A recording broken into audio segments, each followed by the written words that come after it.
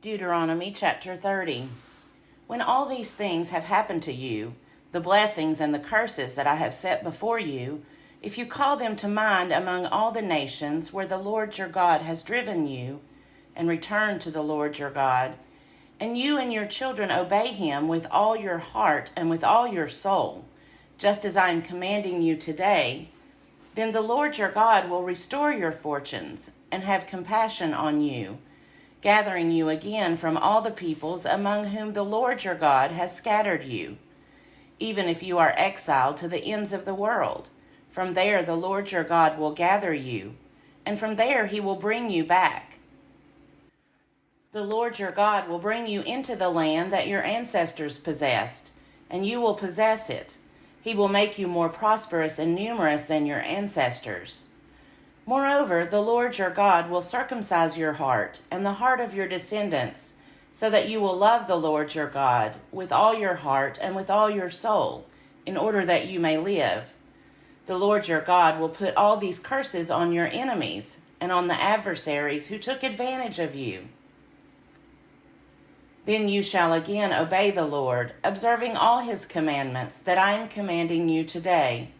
And the Lord your God will make you abundantly prosperous in all your undertakings, in the fruit of your body, in the fruit of your livestock, and in the fruit of your soil.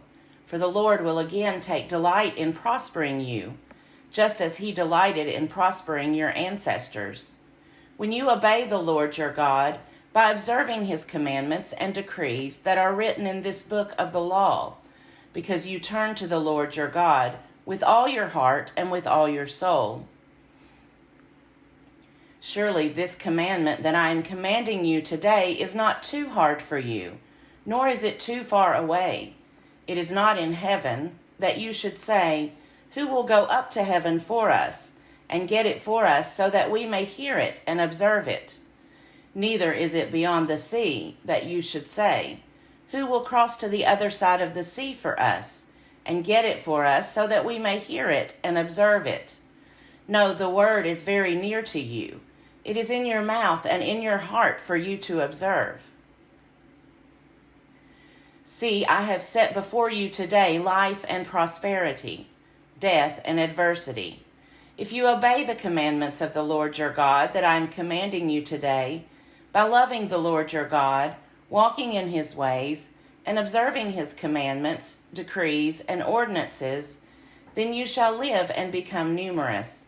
And the Lord your God will bless you in the land that you are entering to possess. But if your heart turns away, and you do not hear, but are led astray to bow down to other gods and serve them, I declare to you today that you shall perish. You shall not live long in the land that you are crossing the Jordan to enter and possess.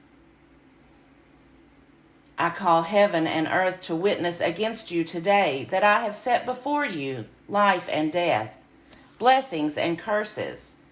Choose life so that you and your descendants may live, loving the Lord your God, obeying him, and holding fast to him. For that means life to you and length of days, so that you may live in the land that the Lord swore to give to your ancestors, to Abraham, to Isaac, and to Jacob. Deuteronomy chapter 31. When Moses had finished speaking all these words to all Israel, he said to them, I am now 120 years old. I am no longer able to get about, and the Lord has told me, you shall not cross over this Jordan. The Lord your God himself will cross over before you. He will destroy these nations before you, and you shall dispossess them. Joshua also will cross over before you, as the Lord promised. The Lord will do to them as he did to Sihon and Og, the kings of the Amorites, and to their land when he destroyed them. The Lord will give them over to you, and you shall deal with them in full accord with the command that I have given to you. Be strong and bold. Have no fear or dread of them, because it is the Lord your God who goes with you. He will not fail you or forsake you. Then Moses summoned Joshua and said to him in the sight of all Israel, Be strong and bold, For you are the one who will go with this people into the land that the Lord has sworn to their ancestors to give them, and you will put them in possession of it. It is the Lord who goes before you. He will be with you. He will not fail you or forsake you. Do not fear or be dismayed." Then Moses wrote down this law and gave it to the priests, the sons of Levi, who carried the ark of the covenant of the Lord, and to all the elders of Israel. Moses commanded them, "Every 7th year, in the scheduled year of remission, during the festival of booths, when all Israel comes to appear before the Lord your God at the place that he will choose, you shall read this law before all Israel in their hearing. Assemble the people, men, women, and children, as well as the aliens residing in your towns, so that they may hear and learn to fear the Lord your God, and to observe diligently all the words of this law, and so that their children, who have not known it, may hear and learn to fear the Lord your God, as long as you live in the land that you are crossing over the Jordan to possess." The Lord said to Moses, "Your time to die is near. Call Joshua and present yourselves in the tent of meeting, so that I may commission him." So Moses and Joshua went and presented themselves in the tent of meeting. And the Lord appeared at the tent in a pillar of cloud. The pillar of cloud stood at the entrance to the tent. The Lord said to Moses, "Soon you will lie down with your ancestors. Then this people will begin to prostitute themselves to the foreign gods in their midst, the gods of the land into which they are going. They will forsake me, breaking my covenant that I have made with them. My anger will be kindled against them in that day. I will forsake them and hide my face from them. They will become easy prey, and many terrible troubles will come upon them. In that day they will say, 'Have not these troubles come upon us because our God is not in our midst?' On that day I will surely hide my face on account of all the evil they have done by turning to other gods. Now therefore write this song and teach it to the Israelites.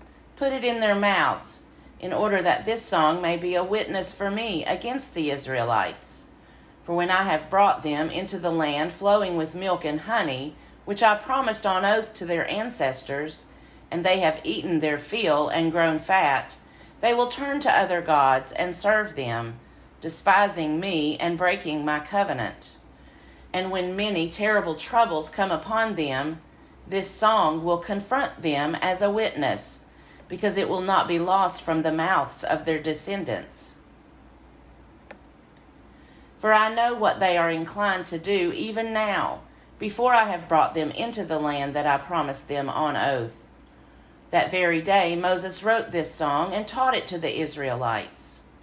Then the Lord commissioned Joshua, son of Nun, and said, "Be strong and bold, for you shall bring the Israelites into the land that I promised them. I will be with you." When Moses had finished writing down in a book the words of this law to the very end, Moses commanded the Levites, who carried the ark of the covenant of the Lord, saying, "Take this book of the law and put it beside the ark of the covenant of the Lord your God. Let it remain there as a witness against you, for I know well how rebellious and stubborn you are.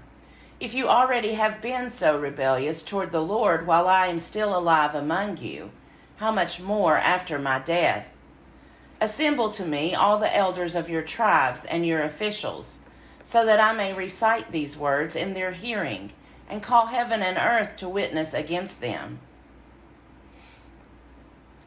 For I know that after my death you will surely act corruptly, turning aside from the way that I have commanded you.